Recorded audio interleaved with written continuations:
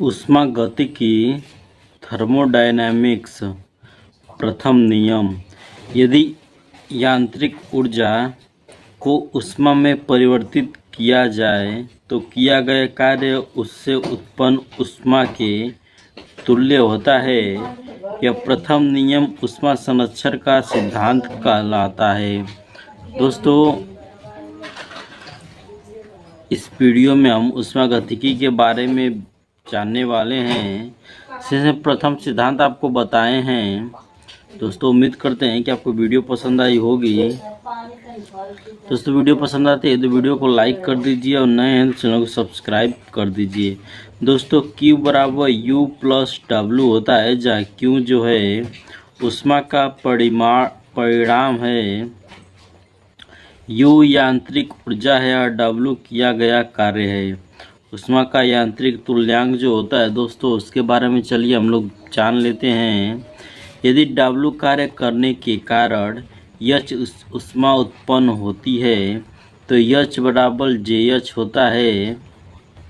J ऊष्मा का यांत्रिक तुल्यांक, J का मान मतलब 4.186 जूल प्रति कैलोरी होता है, जहाँ 4.186 जूल का यांत्रिक कार्य किया जाए तो उत्पन्न ऊष्मा की मात्रा 1 कैलोरी होती है। गतिकी का द्वितीय सिद्धांत। यह नियम ऊष्मा के प्रवाहित होने की दिशा को बताता है। इस नियम को दो कथनों में व्यक्त किया गया है।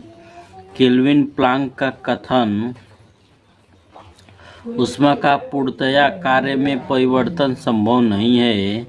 क्लासियस का कथन, ऊष्मा अपने कम ताप की वस्तु से अधिक ताप की वस्तु की ओर प्रवाहित नहीं हो सकती है। ऊष्मा का द्वितीय गति नियम या ऊष्मा प्रवाह का दिशा बतलाता है। ऊष्मागतिकी का तृतीय नियम, किसी पदार्थ का यंत्र के तापमान को परम शून्य तक नहीं घटाया जा सकता है। रुद्धोष्म प्रक्रम, किसी निकाय में होने वाले ऐसे परिवर्तन जिसकी पूरी प्रक्रिया के दौरान निकाय न तो बाहरी माध्यमों को ऊष्मा दे और न ही कोई ऊष्मा ले, तो इस परिवर्तन को रुद्धोष्म प्रक्रम कहते हैं।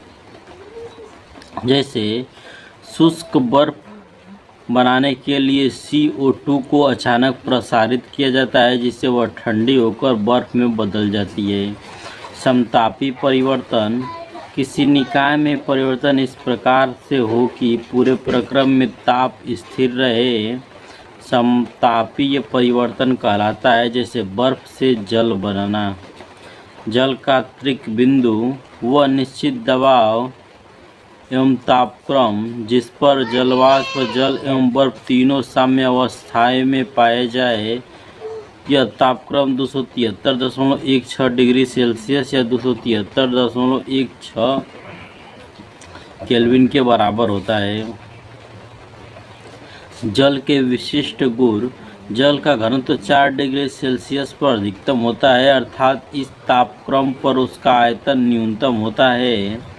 0 डिग्री सेल्सियस से 4 डिग्री सेल्सियस तक जल को गर्म करने पर उसका आयतन घटने लगता है, परंतु 4 डिग्री सेल्सियस से ऊपर इसका आयतन बढ़ने लगता है।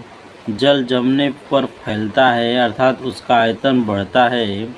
प्रकाश यानी लाइट, प्रकाश वह भौतिक कारण है जिसके द्वारा हमें वस्तुओं को देखने की अनुभूति प्राप्त होती है। वास्तव में प्रकाश एक ऊर्जा है जिसकी अनुभूति हम आँखों द्वारा करते हैं। विभिन्न माध्यमों में प्रकाश का चाल, माध्यम में और जल में निर्वात में 3.0 × 10⁸ मीटर प्रति सेकंड होता है। पानी में 2.25 गुणित 10⁸ मीटर प्रति सेकंड होता है। कांच में 2.00 × 10⁸ मीटर प्रति सेकंड होता है। कार्बनिक तेल में 2.04 × 10⁸ मीटर प्रति सेकंड होता है। नायलॉन में 1.96 × 10⁸ मीटर प्रति सेकंड होता है और रॉक सॉल्ट में 1.96 इंटू 10⁸ मीटर प्रति सेकंड होता है। सूर्य के प्रकाश को पृथ्वी तक पहुंचने में औसतन 500 सेकंड अर्थात 8 मिनट 20 सेकंड का समय लगता है। प्रकाश की उत्पत्ति के मुख्य सिद्धांत जो है दोस्तों उसके बारे में चलिए जान लेते हैं। कणिका सिद्धांत न्यूटन, तरंग सिद्धांत हाइजीन और फोटॉन सिद्धांत आइंस्टीन। आइंस्टीन ने फोटॉन सिद्धांत की पुष्टि 1921 ईस्वी में क्रॉम्पटन ने की। प्रकाश का फोटॉन सिद्धांत, इस सिद्धांत के अनुसार प्रकाश ऊर्जा की छोटे छोटे बंडलों या पैकेटों के रूप में चलता है जिन्हें फोटॉन कहते हैं। विज्ञान में प्रकाश को कुछ घटनाओं में तरंग और कुछ में कण माना जाता है। इसी को प्रकाश की दोहरी प्रकृति कहते हैं। प्रकाश के वेग की गणना सबसे पहले रोमन ने की थी। वायु तथा निर्वात में प्रकाश की चाल सबसे अधिक होती है। प्रकाश की चाल माध्यम के क्वथनांक म्यू पर निर्भर करता है।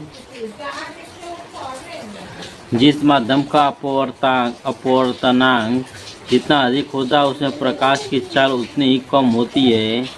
म्यू बराबर c/न्यू, जहाँ न्यू जो है माध्यम का प्रकाश की चाल है, c निर्वात में चाल है, निर्वात में प्रकाश की चाल है। प्रकाश तरंग यह अनुप्रस्थ एवं विद्युत चुंबकीय तरंग EMW होती है। प्रकाश की तीव्रता के आधार पर वस्तुओं को निम्न भाग में भाग किए जाते हैं। प्रदीप्त वस्तुएं वे वस्तुएं जो अपने स्वयं के प्रकाश से प्रकाशित होती है, जैसे सूर्य, विद्युत बल्ब इत्यादि। अप्रदीप्त वस्तुएं वे वस्तुएं जिनका अपना स्वयं का प्रकाश नहीं होता है लेकिन उस पर प्रकाश डालने पर वे दिखाई देने लगती है, जैसे मेज, किताब, कुर्सी आदि। अर्धपारदर्शक वस्तुएं कुछ वस्तुएं ऐसी होती है जिन पर प्रकाश की किरणें पड़ने से प्रकाश का कुछ भाग तो अवशोषित हो जाता है तथा कुछ भाग बाहर निकल जाता है, जैसे तेल लगा हुआ कागज। पारदर्शक वस्तुएं वे वस्तुएं जिनमें होकर प्रकाश की किरणें बाहर निकल जाती है, जैसे कांच इत्यादि। अपारदर्शक वस्तुएं वे वस्तुएं जिनमें होकर प्रकाश की किरणें बाहर नहीं निकल पाती है, जैसे धातुएं इत्यादि। प्रकाश का परिवर्तन जब प्रकाश किसी ऐसे माध्यम से गुजरता है जिसमें धूल तथा अन्य पदार्थों के अत्यंत सूक्ष्म कण होते हैं तो इनके द्वारा प्रकाश सभी दिशाओं में प्रसारित हो जाता है, तो प्रकाश का प्रकीर्णन कहलाता है। बैंगनी रंग के प्रकाश का प्रकीर्णन सबसे अधिक तथा लाल रंग के प्रकाश का प्रकीर्णन सबसे कम होता है। आकाश का रंग नीला प्रकाश के प्रकीर्णन के कारण होता है। प्रकाश का परावर्तन जब प्रकाश किसी चिकने सतह से टकरा कर वापस लौटता है तो प्रकाश का परावर्तन कहलाता है।